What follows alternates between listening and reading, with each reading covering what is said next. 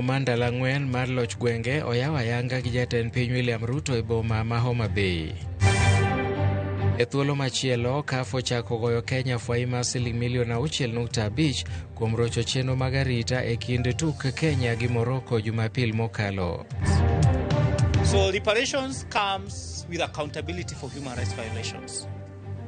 Reparations come with acknowledgement. Joked ne ratich oganda kokalo e KNHCR dwaro mondo mi chudo mimiyo joma noroch ratirgi oyar moloyo manomenda kende.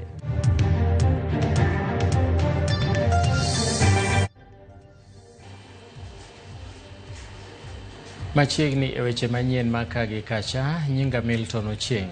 Riwruok matayo tuke mag adhula e pinje Afrika CAF ogoyo piny Kenya fwai machielo mar omenda maromo $6.5 kaluwore gi rochruok mar arita kaachiel godhungruok mar johera mag adhula mane one e alap ma Kasarani e tugo kind Harambee Stars gi Morocco Jumapil mokalo. Kokalo e ote margi okinyi ma kawuono, CAF ochiwo siem ni ponono ni Kenya biro rem luwo chike mag arita mokete gi CAF to biro chuno mondo mi tuke mag Harambee Stars mondo chwal e piny Tanzania kata Uganda, ka gimedo ni piny Kenya onego jiw arita e alwora mar alap tuke ma Kasarani kendo ne ni apeyni olor kinde tuke. Ma biro mana ndalo machuok kende to CAF bende go piny Kenya fwai machielo mar $2.5 tok rochruok mar arita e tugo manobagi Kasarani tarik 3 e kind Kenya gi DR Congo. Magi timore e kinde ma migawo mar tuke bende ogolo chik ne duol matayo adhula pacho ka FKF mondo neno kete sende mag neno tuke chan kata fan zones kaka yo matemo gayo dhungruok mag johera mag adhula e alap tuke no.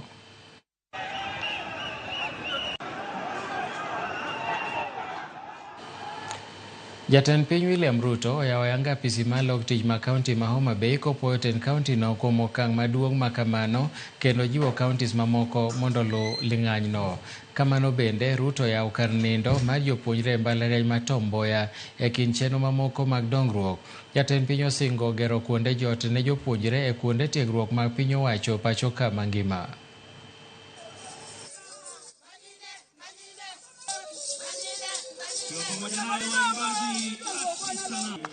Bamba la maelezo makofi.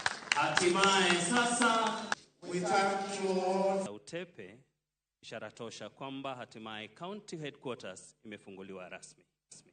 It is a very pleasant surprise to me that the county government of Homa Bay, working with CPF, have come up with an innovative mechanism of delivering on this building on a program that is going to see county government of Homa Bay use this facility as they pay for it.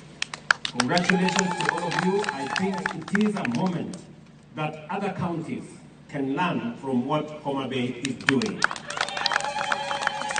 This morning, I also signed into law a legislation that is going to provide for the independence of our legislature at the county government level.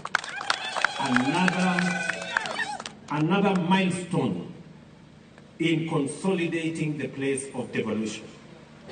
Now, county assemblies can work much more effectively, much more efficiently, with independence.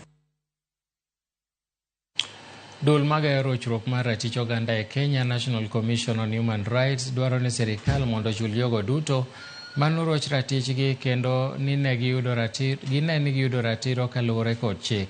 Ka olose kinde kete anga lipot margi e wi chal mar arita mar joked ne ratich oganda e pacho ka. Samson Omondi, ma en jalup director mar duol mar KNHCR, owacho ni chudo en gima kare, kaka kamano dwaro bende nitiere mar neno ni jogo duto moseroch ratich yudo ratiro kendo nying jogo manonegi ka kedo ne ratich oganda oket kaka ranyisi mondo mi oganda otimnegi rapar mowinjore. Kenya National Commission on Human Rights bende oyango ni kata obedo ni piny Kenya en achiel kuom pinje manoketo kogi e rito ratiro mag oganda, sirikal ma pacho ka emotelo e opara manyime e njaw ratich oganda. I think, and I was giving this context so that we get to know that, our victims of human rights violations are not just arising from police brutality. And our victims of human rights violations did not start from being from 2017 or when we had the Gen Z protests, or from the recent Sabasaba demonstrations. So I think the question we need to ask ourselves, and I think the approach the Commission is taking is, we need to look at compensation within the broader concept of reparations. So reparations comes with accountability for human rights violations. Reparations come with acknowledgement. Reparations come with compensation. Reparations come with memorialization. So it's a big concept. On paper, Kenyan Constitution and its ratification of international treaties create a strong foundation for human rights. However, in practice, the defenders still face threats, intimidation, arbitrary arrest, and in some cases, violence. Jatend migao mar arita kwe Kipchumba Murkomen olero ni sirikal biro golo chung' mare ewi ringre joma nokuny Shakahola kendo ma wedegi pok oyango. Kane otwak gi jofwambo e boma ma Nakuru, Murkomen olero ni chenro mar yango jogo ok osebedo mayot ni mar wedegi pok owuok oko mar yango joheragi. See, these people are not from Kilifi. They are from all over the country, Baringo, Vika walikuwa wengi, Siaya, Kisumu, all those places. Now, relatives in that place do not know that the person they lost actually went to Shakahola and they died there. So they are not even presenting themselves for DNA test. So the testing and concluding the matters has been complex, but we are about to make a decision as government to see if we can inter the remaining parts of bodies because of lack of any further people have come out for DNA, and maybe just create a memorial center within the Shakahola itself. Romo bagi e mbalariany mag kane boma ma Nairobi mar sumo paro kod manyore manyalo konyo bero lai mar somo mar CBE kod okenge manyalo bero aluora mar somo kata lwasi mar somo ne jopuonj kod jopuonjre. Kaluwore gi jata tije migao mar somo Ann Waithira, migao mar somo pacho ka tiyo matek mar tieko achiedh nade mosethiro sekta no. Wira ni lai mar somo mar CBE en achiel kuom gigo makonyo chwalo piny Kenya e rang'iny mamalo kaka achiel kuom pinje mosego okang' e weche mag somo. Romo makamano nokelo kanyakla jokanyo e sekta mar somo kowuok e pinje mag Kenya, Uganda gi Tanzania, kendo biro timore kuom thuolo mar ndalo adek e buore Nairobi. Despite that many of early childhood development centers, they still remain under-resourced. And we also have inadequate trained teachers. Community engagement in early learning also remains low, even though evidence indicates that children who have quality ECD programs are 20% more likely to meet the literacy benchmarks. Learners are being left behind, either because of poverty or gender discrimination or the digital divide and the technology gaps, which are real gaps. I think, we are meeting at a time when the sector, education, is actually facing a lot of pressure to improve access, pressure to improve quality. Tendun Buramadi APK onyiso chia motegno mar biro loyo yiero madundo michano bagi e yo Ugunja e giko dwe mar 11 higani. Ogai maduon burano Eugene Wamalwa lero ni gidhi nyime gi keto ikruok mar neno ni giloyo kombe bura e yiero duto madundo michano bagi gi duol mochung' ne tawo yiero pacho ka IBC. Kom ma Ugunja nodong' nono tok jaod bura makono Pio Wandai nowal kaka jatend migao mochung' ne weche mag teko higa mokalo.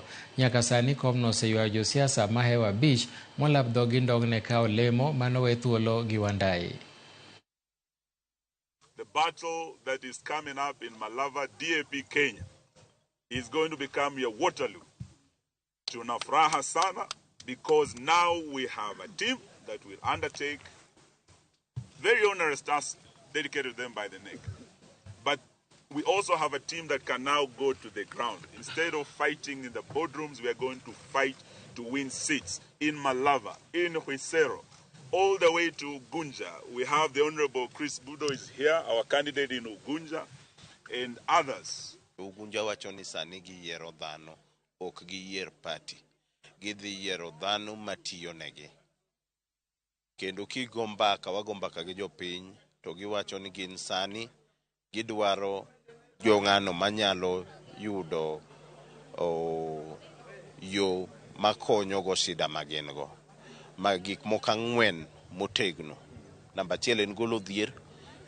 Namba 2, jo Ugunja dwaro kaka ginyadhi osiptal. Namba 3, wach mar skul. Namba 4, ojende ma Ugunja onge tich. Mano e kaka agenda ma wadhigo. Deko mago e lipot kobila kata ir riwruoge makedo ne ratich oganda en achiel kuom gigo mathiro lweny mar kedo gi lwenje makit chwech kod mago magudi e pacho ka. Magi oyangi e kinde tiegruok manotim e kar chung' od bura ma Lego Usonga, kama ywak ni joma chuo thoro ling' ma ok ogo lipode makamago kaluwore kod luoro kaachiel gi wich kuot, gino mamiyo kwan mar lwenje udi medo idho malo e kauntino. Gie kindeno, moko kuom jopiny bende noywago thuolo malach ma buche mag rocho ratichgi kawo e doho, ka jomoko to tieko buche mier kokalo kuom winjruok e kindgi, magiwacho ni bende keto ngima kata ng'at moroch ratiche kama rach nimar ok onyal yudo ratiro makare. MCA ma South East Lego Mercedes Madowo to nojiwo piny owacho mondo nywan rowere e lweny mar kedo gi kute mag ayaki e kind rowere, ka nyaka sani nonro yango ni kutego medore e kind rowere maraga. Gin ng'ano owacho no jijue koseng'ere, then gin owacho no jitume to ibendi tim gino manyalo miyo mondo iyud kaka inyalo yudo mapato mari kaka ng'ama kijana. Asto wacho no jiajiri, waneno ka yudhe chane nyalo bedo no bendo self employed. Another challenge en luoro mani kind ng'ama oroch ratiche kod ng'ama oroche. Inwang'o ka seche moko en a family member, ng'ato oroch ratiche kod babagi kata kod ng'ama oluongo ni uncle ne. Koro inwang'o ka luoro nitie kanyo nikech gimomiyo luoro betie, gini nyalo kelo gimiluongo no break, onyalo break family. Nyanwang' ka nyathi koro dak gner gi kocha nikech noringo nikech koni gimotim kaka dobed go babagi otimre nadi onge. HIV and AIDS pod nitie, pod mako kijende moloyo, to ing'e kaka wang'eyo ni en tuo ma pod yadhe onge. O affect nyithiwa, koro affect productivity mag nyithindo. Nitie nyithindo manyiri man kod issues mag early pregnancies, early marriages, gi drop out of school, ngima gi kethre nikech early pregnancies, man another threat.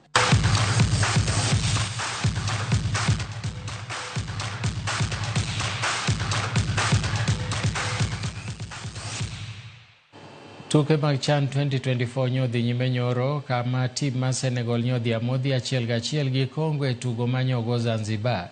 E tugo mar ariyo, Nigeria noloo gonde 4-0 gi tim ma Sudan.